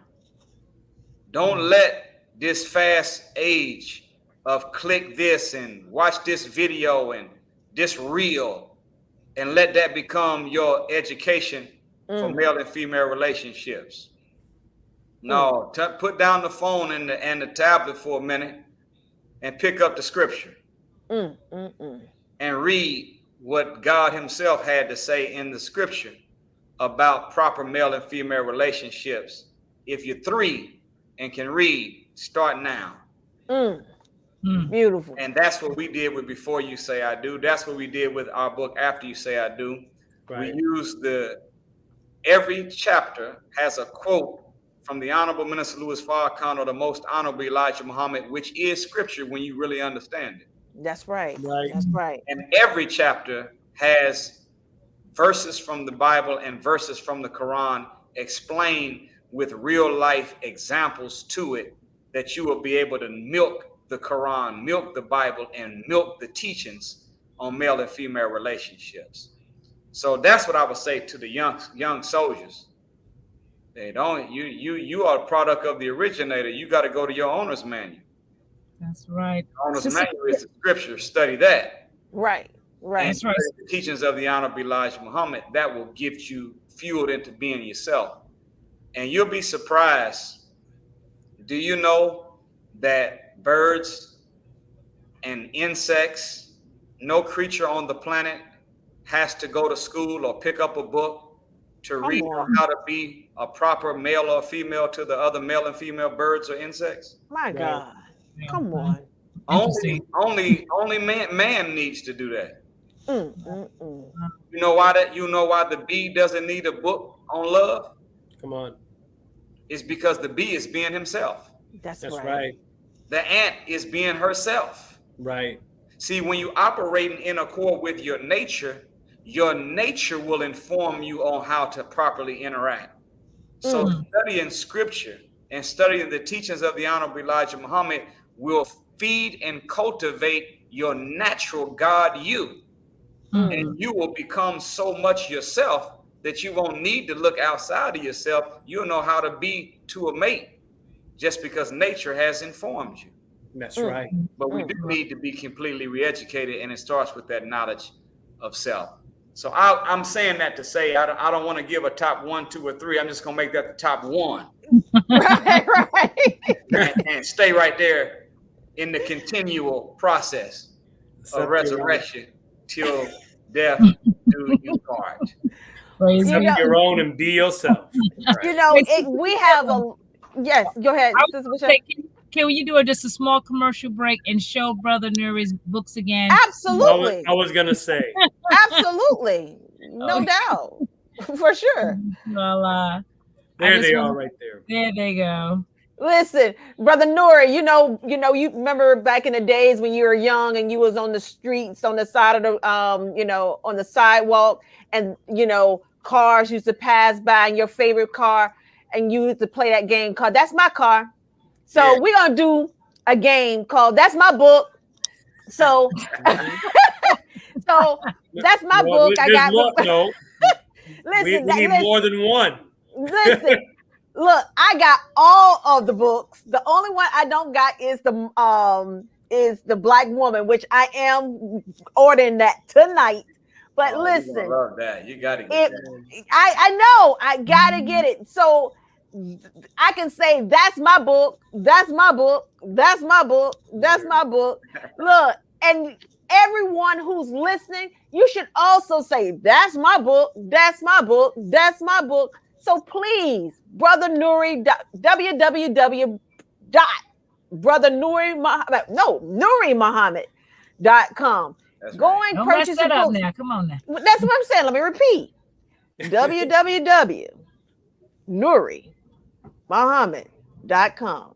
And listen, they're beautiful reads, and it feeds the soul. It's one of those, like you were saying, Brother Nuri, that the real, those little real things. These are like the real books. These are not like 100 pages, 1,000 pages, books. These are books to just water your soul. And for those of you who never read a book from cover to cover, let's start with these books. Yeah, we try our best, Sister Kalila. See, most of the books are less than 200 pages, 160, 170 pages. But we try to take all the fluff out. All the big words, all the hither thou goeth and the whither thou comest and the thus saiths, and right. Most authors do a lot of word pontification, and they try to use a whole lot of big words to say some simple concept. Right. There you go. And a real teacher, as the most honorable Elijah Muhammad, listen to his criterion for being a good teacher. Right. He said, "I make the truth so plain that a fool couldn't even make a mistake." My God. See, if you are an author and you're writing a book and you want to impress people with how intelligent you are more than you want to transform human life, you need to stop writing books. That's right. So we didn't write the book so that you'll think Brother Nuri is smart and intelligent and use a bunch of big words and play word gymnastics and get into spiritual pontifications and long drawn out paragraphs of meaningless jargon just to say one sentence of truth per page. Right. Jumbo. We strive to keep them user friendly, truth in concentrate form. So hopefully you'll find them beneficial. But I know we don't only have a few more minutes, so I know we got a few questions. This is too. Listen, talk about that, Sister Kalila. It has been official. I have all of your books. My husband just said he has already ordered my book, so it is official. I have all of them. Praises. See, that's a good man. That's a good man. When a man's in love with a woman, her needs become his goals. Hi. That's the rule. Shout out to my brother Sean. Go ahead, Brother Sean. Go ahead. So one last question. Go ahead, Sister Michelle. No, but yeah, because I'm going out. I probably won't. But Brother Nuri, if I'm not here when you leave, could you recommend a book? Would you recommend a book? I would not mind donating a book, one of your books that you suggest to the audience. If you would suggest a book, we'll come up with something for the audience. All of them, big money. Donate. Listen, I wish I could, but I wouldn't mind donating one book to one person that could maybe. I will plus your book. So you gonna donate a book. I donate a book. Brother Tony, what's the link? I'll donate a book. Yeah. Well, I would say that, that what a person is interested in is what they're more likely going to read. So if you have someone that's in the viewing audience that wants a book, but they can't afford it, then they should let you know which one that they seen that they wanted the most. And then more than likely, if you put in front of somebody a meal you like, they may not want to eat it. But if you let them order what they want, it's more likely that they'll want to eat it. So there's 3 books that's in the atmosphere that are eligible for sponsorship to anyone in the audience that wants to get that book. You can make it happen. this is going to be for the live audience because this will be viewed in the future. And if every time somebody views it, they say they want one of the books from y'all gonna be in trouble. Right. So this is for the live audience today. Right. So today It's been shown, So now. here's right. So Now. this is what we're gonna. This is how we're gonna do it, Brother Nuri. The first person, the first 3 people who go to our email, which is 7th Region Coalition at gmail.com, and that's 7th Region with a 7 at gmail.com, 7th Region Coalition at gmail.com. You're gonna tell us the book that you want and the why you want it. First 3. Yeah. Right. Come on now. They First gotta write that paragraph. You gotta explain why you want it. That's right. And make sure you leave your address too. Make sure you leave your actual physical address where we will be able to mail it out. Beautiful, beautiful. Well, All right. we got time for one more question. One more question. This is my question. Right. Now this is okay, because we do have some people that's in the listening audience that are not believers in the Nation of Islam. And this new trend that is now on the surface of relationships, it's called Paulo's what is that? What is it, Brother Tony, where you want to have more than one mate? Polyamorous, right? Polyandry. Well, yes, polyandry. Polyandry is one aspect of it. There's you're talking about polygamy in general. I will say I'll put polyandry, that. So no, because this is something that is going on, because right now a lot of women is saying, hey, I can't find a mate, so I might as well join a couple. Right. You know, you cook, I clean, you rate. Right. You polyandry is when a woman takes on more than one husband. But vice versa. One male mate, if you will. Sure. Right. So, but the moral of it is this is a hot thing now that's going on. And you know, we are in the nation that's taught in the Holy Quran, one is best for us if we but knew, right?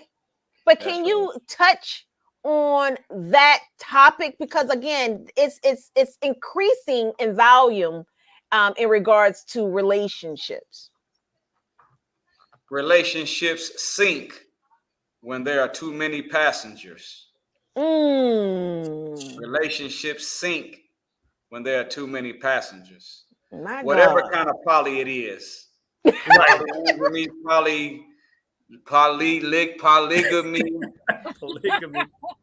poly trying to be a cracker is what it is. Come on. So this is not the way of the righteous.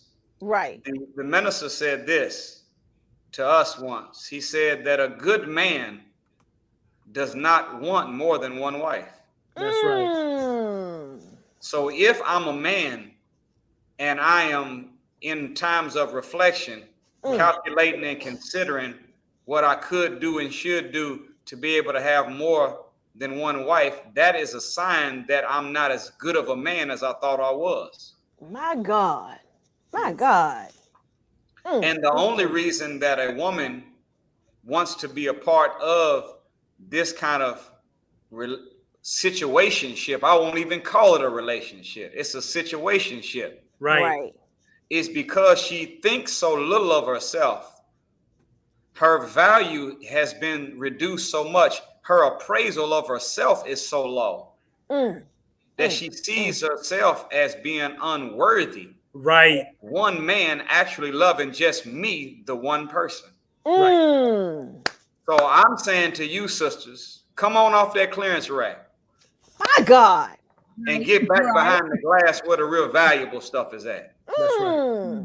You go to the jewelry store when you leave to today or tomorrow, go to a jewelry store, a fine jewelry store, and you see all the cheap little costume jewelry all out available to just be grabbed and taken easy, but the valuable stuff is always behind the glass. And then when you look on the glass, you'll see a plate. Look what it'll tell you. We're only allowed to show you one at a time. Why? Because what I'm going to put in front of you is so valuable. It's the only thing you can be considering whenever it's in front of you, because it's too valuable for you to run off with and mishandle or steal. It's too valuable, so you only can see one item at a time for the real valuable stuff. So as a woman, how valuable are you to yourself? Are you willing to wear the label that you only can see me and me alone because I'm that valuable? Otherwise, you know, you shopping in the wrong store, you might want to go to the clearance rack. You might want to go mess with some costume jewelry, but I'm not that. I am a 9-carat solitary diamond stone that has been formed from millions of pounds of pressure and heat that I've experienced in my life, and I've gone through too much. And I'm too valuable now to myself and to my God to allow you to play with me and be playing with somebody else and playing with this one and that one at the same time. And when you get tired of playing with me, throw me away like I'm a toy. I'm not a it. Right. I'm a God in a female body. Come on. And whenever you operate like that, then you won't sign up or sign on for no kind of poly nothing. That's right. You got one heart, I got one heart. I'm supposed to be in yours, you're supposed to be in mine. That's the way it's supposed to be. That's right. And as the Quran says, one wife is best for you if your butt knew. Right. That's right. If your butt knew. Brother Nuri, if I have been fed, blessed, and nurtured tonight. Oh, and I thank you. Look, Brother Moss said, drop the mic. And listen, we have our tree of the week.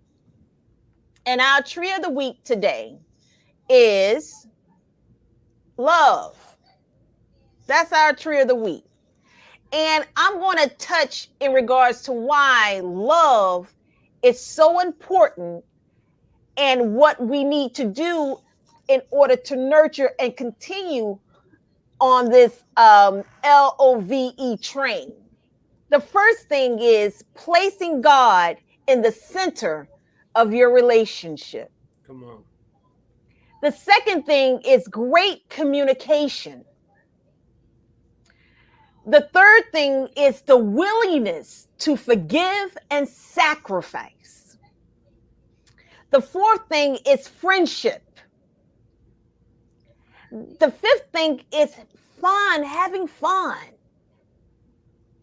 The sixth thing is affection. Okay?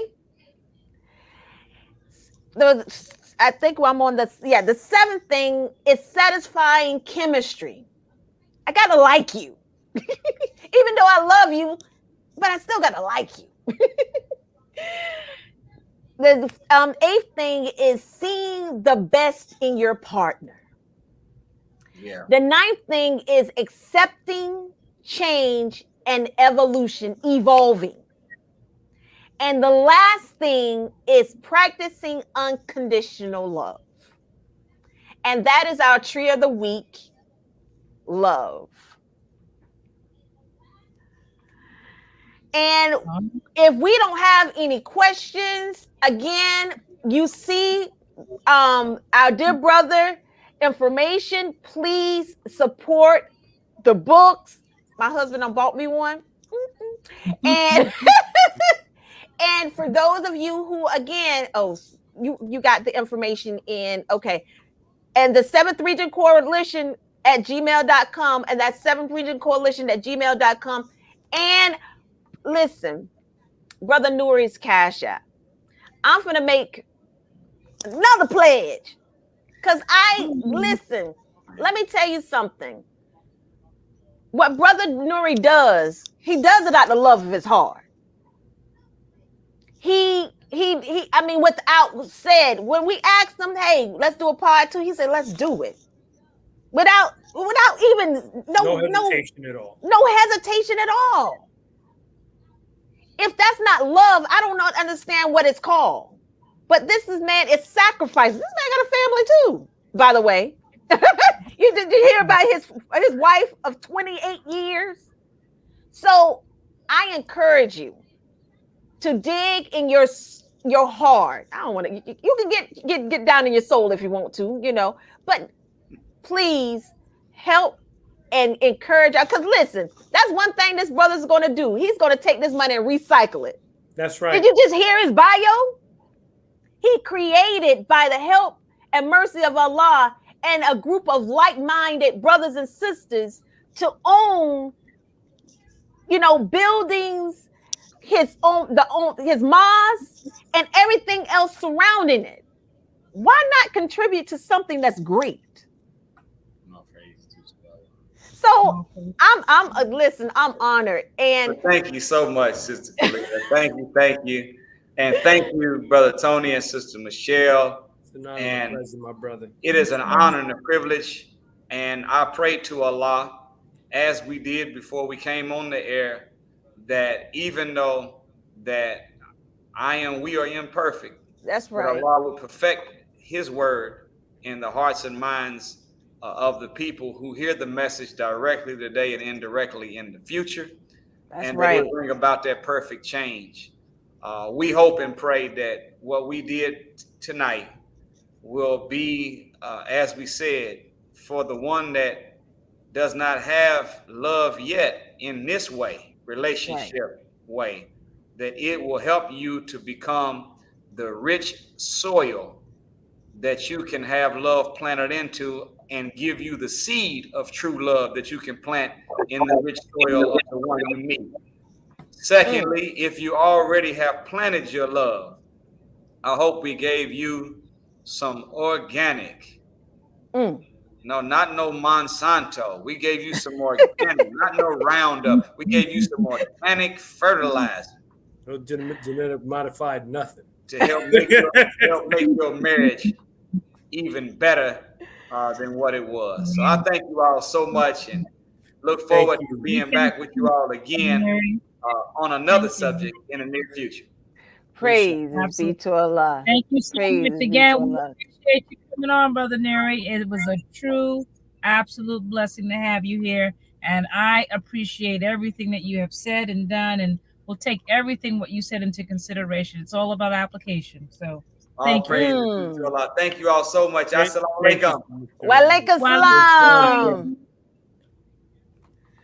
Wow.